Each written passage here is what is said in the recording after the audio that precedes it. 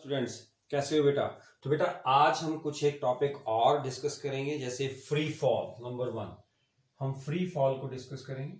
Free fall क्या होता है। Number 2 mass and number 3 wait.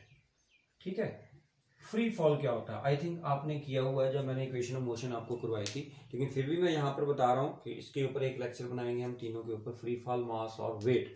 इसके साथ ही आपका एक चैप्टर फिर खत्म हो जाएगा। फिर हम थ्योरी कर लेते हैं पहले, फिर मैं आपको न्यूमेरिकल, नेक्स्ट वीक आपको न्यूमेरिकल की सीरीज, इस वीक हम क्या करेंगे, सारे के सारे थ्योरेटिकल पोर्शन करेंगे। ठीक है, फिर साथ में रिवीजन और न्यूमेरिकल सीरीज, कुछ एक क्वेश्चन मैं आपको टॉपिक वाइज जो है वो करवाता रहूंगा। अगर लगा मुझे कि साथ साथ में करना है तो मैं फिर एक लेक्चर और इसका पोस्ट कर दूंगा। ओके, तो फ्री फॉल क्या होता है। फ्री फॉल का मतलब क्या होता है, when the body false, when the body, कोई भी body, when the body false under the action of gravity alone, under the action of gravity alone, that is called free fall, right? So free fall हमारे पास क्या है कि कोई भी body अगर under the action of gravity fall कर रही है तो उसको हम क्या बोलेंगे, फ्री फॉल। ठीक है, क्लियर। जैसे मान लो आपके घर के ऊपर कोई आपने मान लो सपोज करो एक छोटा सा स्टोन रखा हुआ है, वो नीचे गिर गया, वो डेट इज फ्री फॉल। ठीक है, ये पेन है, आपने इसको छोड़ दी। एक तो है कि मैं इसको पेन को ऐसे फेंक रहा हूं, एक मैं यहां से इसको छोड़ रहा हूं ऐसे, that is known as free fall, क्योंकि मैंने इसके ऊपर कोई फोर्स नहीं लगाई। It falls under the action of gravity alone. एक तो मैं इसको ऐसे फेंक रहा हूं, राइट, एक मैं इसको ऐसे छोड़ रहा हूं यहां से, that is known as free fall. When the body falls under the action of gravity alone, that is known as free fall. Is that clear, समझ आ गई। अब हमारे पास कोई भी बॉडी है, उसका वेट किस तरफ को होता है, नीचे की तरफ होता है, राइट। तो जैसे ही कोई भी बॉडी फॉल करती है, इसका मतलब उसकी जो एक्सेलरेशन होगी वो एक्सेलरेशन किसके बराबर होगी, एक्सेलरेशन ड्यू टू ग्रेविटी। हमने इक्वेशन ऑफ मोशन की है, ये नोट कर लिया आपने, when the body falls under the action of gravity alone, then this is called free fall. Okay, अब नेक्स्ट है हमारे पास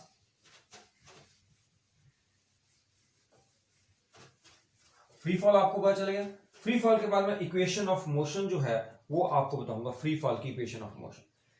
हमने इक्वेशन की है v is equal to u plus a t, ये इक्वेशंस ऑफ मोशन है, किया हुआ है ना, equations of motion, simple equation of motion जो हमने की है, v is equal to u plus a t, s is equal to u t plus half a t square, किया हो ना सभी ने, v square minus u square that is equal to 2as। एक एसेंट वाली भी मैंने आपको करवाई थी, वैसे ही करवा दी थी आपको, लेकिन ये तीनों इक्वेशंस आपने किए हैं, v is equal to u plus a t, s is equal to u t plus half a t square, v square minus u square is equal to as। अब in case of free fall, in case of free fall, जब body freely fall कर रही है, ये हम नहीं करना है, तो हमारे पास क्या होगा, ए जी के बराबर हो जाएगा, सिंपल, v इज इक्वल। अब फ्री फॉल जब हम करते हैं, फ्री फॉल का मतलब क्या होता है कि when the body falls under the action of gravity alone, इसका मतलब उसको इनिशियल वेलोसिटी भी नहीं दे रहे। एक तो एक्सेलरेशन g के बराबर है, दूसरा हम उसको इनिशियल वेलोसिटी नहीं दे रहे हैं, राइट, क्लियर है। फ्री फॉल का मतलब बेटा यही होता है कि हम उसको इनिशियल वेलोसिटी नहीं दे रहे हैं। कई बुक्स में क्या किया हुआ है, उन्होंने फ्री फॉलिंग में लिखा हुआ है v is equal to u plus g t. अब ये बॉडी है, ये फ्रीली फॉल कर रही है, राइट, मैंने इसको इनिशियल वेलोसिटी तो दी नहीं, इसका मतलब इनिशियल वेलोसिटी 0 है, राइट। तो in case of free fall a g के बराबर होगा और यू किसके बराबर होगा, 0 के बराबर। इसको याद रखना है।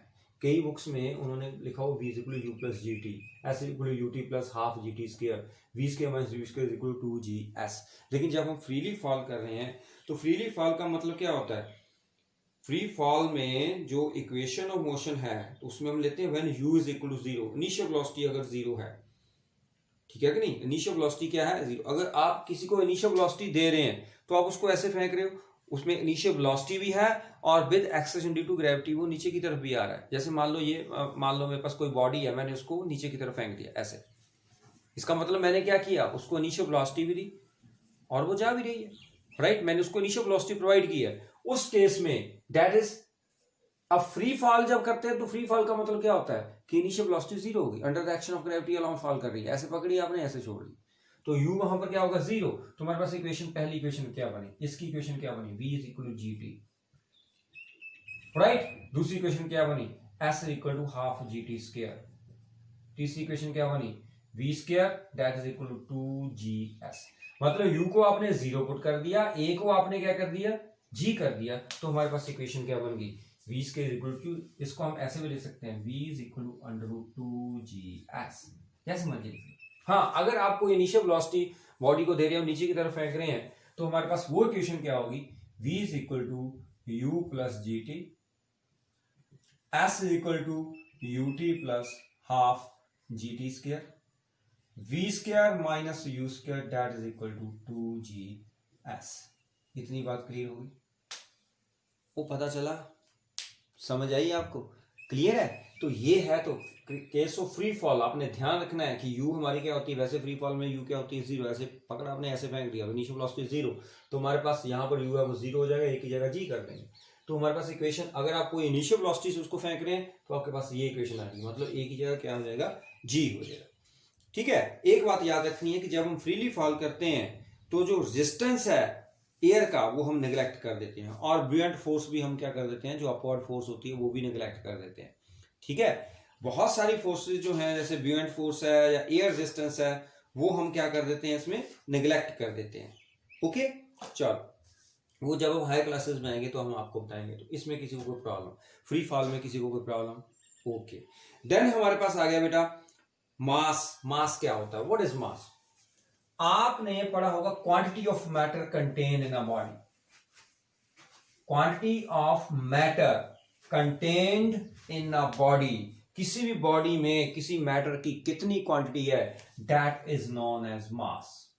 क्या बोलते हैं इसको, it is defined as, it is defined as the quantity of matter, the quantity of matter contained in a body, quantity of matter contained in a body, right? So it is defined as the quantity of matter contained in a body, that is known as mass. Clear है, that is the fundamental property of a material body.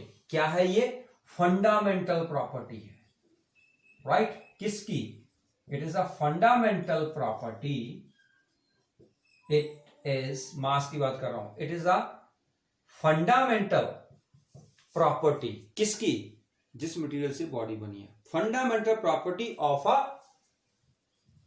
Material body, right, clear. इसको हम क्या बोलते हैं, मास बोलते हैं। आपने simple एक डेफिनेशन याद रखनी है कि मास क्या है, that is the quantity of matter contained in a body. Okay, और ये मास जो होता है ये हमेशा क्या होता है, that is a scalar quantity. मैंने बताया था ना स्केलर क्वांटिटी और वेक्टर क्वांटिटी के बारे में आपको सबसे पहले। तो मास जो है that is a scalar quantity. Clear, समझ आई। इसका मतलब क्या हुआ कि हमारे अर्थ के ऊपर कोई बॉडी है जिसका मास 50 kg है, आप उसको मून के ऊपर ले गए, वहां पर उसका मास क्या होगा, 50 kg। आप उसको यूपिटर पे ले गए, वहां पर उसका मास क्या होगा, वो भी 50 kg। आप कहीं भी ले गए, उस यूनिवर्स में कहीं भी ले गए, लेकिन उसका मास कितना रहा, उतना ही रहा। तो मास जो है दैट रिमेन्स इनवेरिएंट, वो कभी भी वेरी नहीं करता, जिस बॉडी का जितना मास होगा उतना ही रहेगा। So quantity of matter contain in a body, इसको हम क्या बोलते हैं, मास बोलते हैं। अब मास को कैलकुलेट करने के लिए हमारे पास दो मेथड है, राइट। मास को कैलकुलेट करने के लिए हमारे पास क्या है, दो मेथड। आपके पास फोर्स की इक्वेशन पता है, F is equal to m, तो m किसके बराबर होगा, F upon a। What is F, that is a force. What is a, that is acceleration. अगर किसी बॉडी में एक्सेलरेशन 1 है तो m किसके बराबर हो जाएगा, F। If acceleration is 1 metre per second square, then m किसके बराबर, ये 1 हो गया तो m किसके बराबर हो जाएगा, F के बराबर हो जाएगा। ठीक है, क्लियर। या हम फिजिकल बैलेंस से इसको मेजर करते हैं, मास is measured bye a physical balance. एक तो ये बात होगी, इसको हम ऐसे मेजर कर सकते हैं। Number 2, mass is measured by physical balance. देखा ना आपने, तकड़ी जिसको बोलते हैं, देसी भाषा में हम तकड़ी बोलते हैं। मास is measured by physical balance. कौन सा बैलेंस? Physical balance. ये मास की कुछ एक बातें जो हैं वो आपने नोट कर लेनी है। Okay, clear? आप ग्रोसर शॉप के ऊपर ग्रोसरी करने जाते हो तो वहां पर जो फिजिकल बैलेंस वहां पर होता है वो मास को मेजर करता है, quantity of matter contain in a body. अब आ गया वेट, ये समझ आ गया, मास का समझ आ गया, इसमें डिफरेंस भी करेंगे हम बाद में, ठीक है? तो पहले मास और वेट पढ़ लेते हैं, फिर उसमें डिफरेंस, फिर हमारा एक चैप्टर जो है वो खत्म हो गया, फिर हम उसके बाद फ्लोटेशन वाला चैप्टर करेंगे, ठीक है? 3 चैप्टर रहते हैं आई थिंक, एक इसके बाद वर्क, पावर, एनर्जी, तो इस वीक तो हम खत्म ही कर देंगे सारे जो है। अब next is that is weight. What is weight? Weight क्या है? वेट एक फोर्स है बेटा। What is weight? वेट क्या है? That is the force with which the earth attacks the body. Weight, it is a force with which earth attracts the body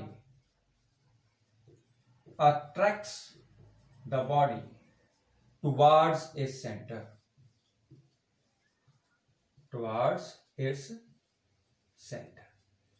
wait क्या है? What is the weight? Weight क्या है? एक force है। ध्यान से सुनना, हम कहते हैं ना कि इसका वेट इतने केजी है, इसका वेट इतना केजी है।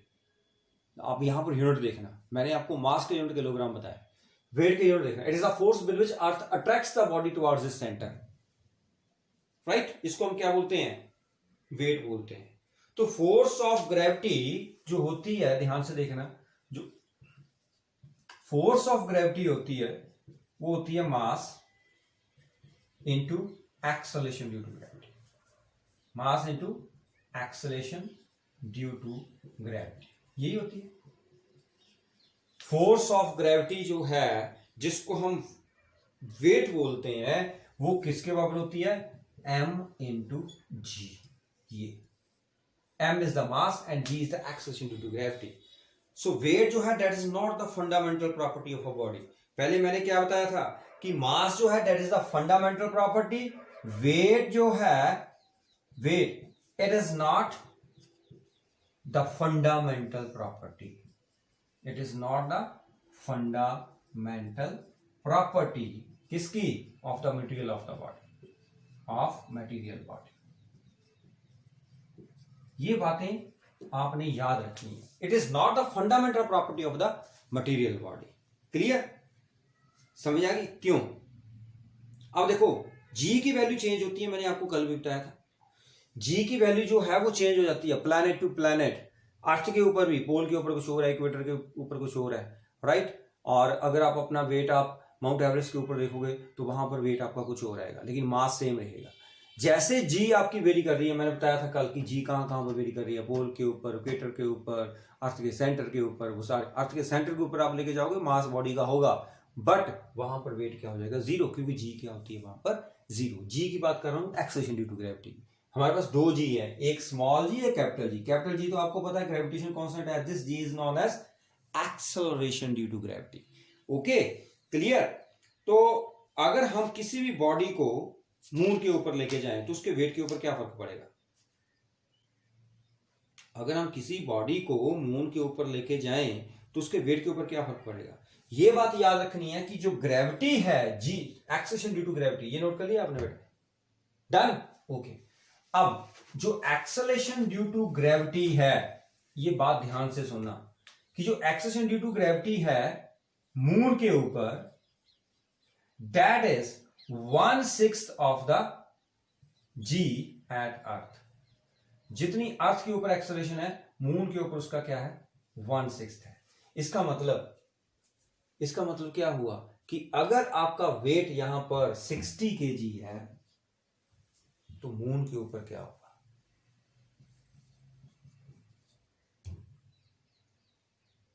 है ना? क्यों भाई? मून के ऊपर आप जाके हल्के हो जाओगे। मतलब यहां पर आप जंप अगर इतना सा मारे मून के ऊपर तो इतना जंप मारोगे, है ना? पिकनिक मनाने के लिए चलेंगे मून के ऊपर, जाना है? चलो, तो वेट ऑन मून वो भी क्या हो जाएगा? अगर हम वेट देखें मून के ऊपर, वेट ऑन द मून वो किसके बराबर होगा फिर? Weight at earth divided by 6। जितना हमारे पास अर्थ के ऊपर वेट होगा उससे 1/6 होगा। क्लियर है, समझ लगी? और at the centre of earth मैंने आपको बता दिया कि अगर आप किसी बॉडी को अर्थ के सेंटर के ऊपर लेके जाते हो वहां पर जी क्या होती है? 0 होती है। जब जी 0 हो गई तो वेट का फार्मूला क्या है? What is weight? That is mg। यहां पर जी 0 होगी तो वहां पर वेट भी क्या होगा? 0 होगा। Is that clear? समझ लगी? अब जो स्पेसशिप होता है, जो स्पेसशिप का मतलब पता है? स्पेसशिप जो स्पेस में घूम रहे हैं, हम स्पेस एयरक्राफ्ट पहुंचते हैं, उसको स्पेसशिप बोलते हैं। स्पेसशिप जो होता है, जो स्पेस में मूव करता है, उसमें जो पर्सन्स होते हैं उनका जो वेट होता है वो 0 होता है, राइट? वो वेटलेसनेस की कंडीशन में होते हैं। सिमिलरली अगर पर्सन जंप कर रहा है from a helicopter before opening parachute, that experiences weightlessness. मेरी बात समझ आई? मैंने क्या बोला कि आप ये पेन है, इस पेन का वेट है, जैसे ही आप इसको फ्रीली फॉल करोगे इसका वेट क्या होगा? ड्यूरिंग फ्रीली फॉल इसका वेट क्या होगा? 0। अब बोलोगे क्यों इसका वेट 0 क्यों है? बताओ। क्योंकि जब ये फॉल कर रहा है तो इसका जो वेट है, अगर आप नोट करोगे तो इसका वेट क्या होगा? ड्यूरिंग फॉलिंग इसका वेट क्या होगा? 0। जैसे मान लो कोई चिड़िया उड़ रही है, एकदम से उसने अपने जो फेदर्स हैं वो बंद कर दिए तो वो नीचे की तरफ आ गई ऐसे, उस टाइम उसका वेट क्या है? 0। एरोप्लेन उड़ रहा है, उसका वेट क्या है? 0। क्यों? क्योंकि उसका जितना वेट है उसके इक्वल एंड अपोजिट्स के ऊपर क्या लग रहा है? अप थ्रस्ट लग रहा है, तभी वो उड़ रहा है, तभी वो चीज उड़ रही है कि नहीं, राइट? अगर ये पेन है, मैं इसको यहीं पर रख देता हूं, अपने वेट के कारण ये पेन क्या कर रहा है? नीचे की तरफ जा रहा है। अगर मान लो ये पेन जो है ये यहीं पर है, इसका मतलब क्या हुआ कि जितना इसका वेट है उतना इसको क्या लग रहा है? अप थ्रस्ट लग रहा है। इसका मतलब ये उड़ रहा है। तो जब ये उड़ रहा है तो इसका वेट क्या होगा? 0। कोई भी चीज उड़ रही है उसका वेट क्या होता है? 0 होता है। ये बात आपने याद रखनी। Okay, clear? अब वेट जो है, मान लो आपको कोई बोला कि आप मान लो अपने जैसे 3-4 स्टेप से आप जंप करो नीचे की तरफ, तो ड्यूरिंग जंपिंग आपका वेट क्या होगा? बॉडी आपको ट्रैक्ट कर रही है नीचे की तरफ, तो जब आप जंप कर रहे हो तो आप वेटलेसनेस की कंडीशन में हो, तो उस टाइम आपका वेट क्या होगा? 0 होगा। ठीक है? Person jumping from a helicopter before opening parachute experience weightlessness. ये बात क्लियर होगी? अब एसआई यूनिट ऑफ वेट, मास का क्या था? किलोग्राम, लेकिन वेट का यूनिट क्या होता है? न्यूटन। एसआई यूनिट किसका? ऑफ वेट, वो क्या होता है? Newton, right? सीजीएस में क्या होता है? सीजीएस में क्या होता है? डायन, DYNE। तो न्यूटन और डाइन, अब हम ऐसा थोड़ा बोलते हैं कि आपका वेट 10 न्यूटन है, आपका वेट जो है 10 डाइन है, ऐसा बोलते हैं हम? तो किलोग्राम में ही कर रहे हैं। तो आप सोचो कि आप क्या कर रहे हो, वो आप मास की बात कर रहे हो, यहां पर आप क्या कर रहे हो?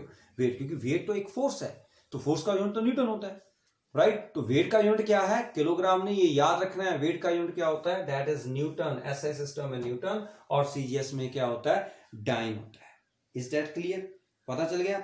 और वेट जो है फोर्स है, that is the vector quantity. ये भी आपने याद रखनी है। वेट क्या है? That is vector quantity. Vector quantity क्या होती है? Which has magnitude as well as direction, right? तो हमारे पास ये वेट जो है, ये बॉडी जो है, ये फोर्स है एक तरह की, जो बॉडी को कहां पर खींच रही है? Towards the centre of the earth. इसका मतलब डायरेक्शन है। Is that clear? समझ आई? अब हम करेंगे मास और वेट में difference.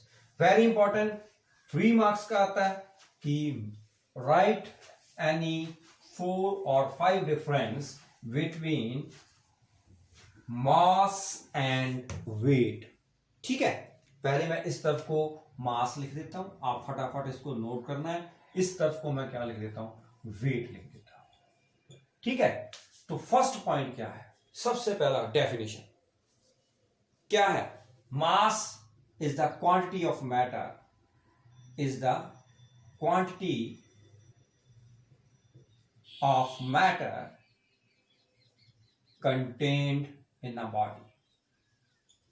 Quantity of matter contained in a body. पहला पॉइंट हो गया। इधर क्या है? It is the force with which note करते रहना बेटा. It is the force with which earth attracts the body towards its center.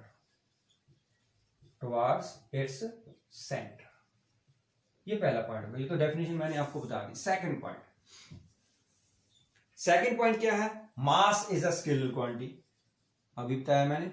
मास क्या है? That is the scalar quantity.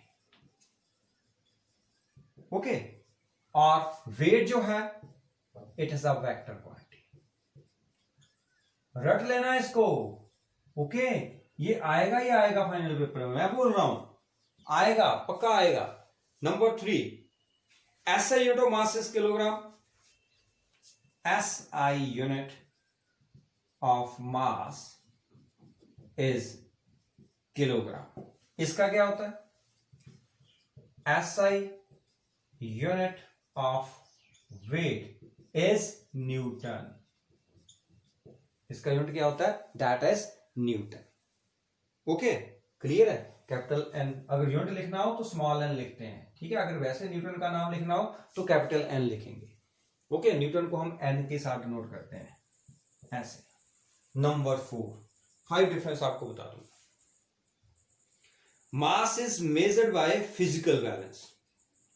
मास जो है that is measured by physical balance. और pan balance आपने सुना होगा. Mass is measured by physical balance, या इसको पेन बैलेंस बोलते हैं. पेन होते हैं ना उसमें लगे हुए. आपने देखा होगा सब्जी लाने जाते हो, अब तो जाते नहीं होगे मार्केट में, है ना. और वेट जो है that is measured bye spring balance. weight is measured by कौन सा बैलेंस? Spring balance. 4 पॉइंट हो गए. फिफ्थ पॉइंट आपने क्या करना है कि mass is a fundamental property, weight is not a fundamental property. लिखाई ना मैंने आपको. तो मास क्या है? यहां पर जगह कम होगी तो ऊपर लिख लो. ओके. यहां पर लिख. 6th point. Fifth point. Mass is the fundamental property. Fundamental property. किसकी है बेटा ये? Property of material body. Property of a material body. इसमें क्या है? It is not the fundamental property of a material body. लिख लोगे ना आगे. It is not the fundamental property. ठीक है. It is not the fundamental property. ये फंडामेंटल प्रॉपर्टी है. इसको ऐसे लिखना है. It is not the fundamental property of the material body. Okay. तो मैंने 5 बातें आपको बता दी, डिफरेंस आपको बता दिया, और बहुत सारी बताई कि स्पेसशिप में जो पर्सन का वेट होता है वो क्या होता है? 0 होता है. कोई भी आदमी जंप करता है ऊपर से नीचे गिरता है तो उसका वेट क्या होता है? 0 होता है. और हमारा वेट जो है वो चेंज होता रहता है सरफेस के ऊपर. अर्थ के ऊपर भी चेंज हो रहा है. प्लैनेट टू प्लैनेट हमारा वेट क्या करता है? चेंज करता है. लेकिन मास जो है that remains constant through out the universe. Clear है? अब कोई प्रॉब्लम इसमें? अब देखो इसमें न्यूमेरिकल्स जो हैं, न्यूमेरिकल्स मैं चेक करूंगा, एनसीईआरटी की बुक में भी चेक करूंगा, तो न्यूमेरिकल्स की सीरीज में आपको बाद में दे दूंगा. लेकिन उससे पहले ये थ्योरेटिकल पोर्शन जो है ये बेटा आपने सारे का सारा करना है. राइट. तो फिर हम प्रैक्टिस करेंगे बाद में. आपके टेस्ट शुरू करेंगे, फिर उसमें आपको सारा कुछ पता चल जाएगा कि ये हम कैसे जो है न्यूमेरिकल्स करेंगे, क्वेश्चन आंसर्स करेंगे. ओके. क्लियर है? उसके बाद बेटा हमारे पास next chapter that is floating body. Right. वो हम करेंगे कल वाले लेक्चर में. ठीक है. Floating bodies. ओके देन बेटा, goodbye, have a nice day.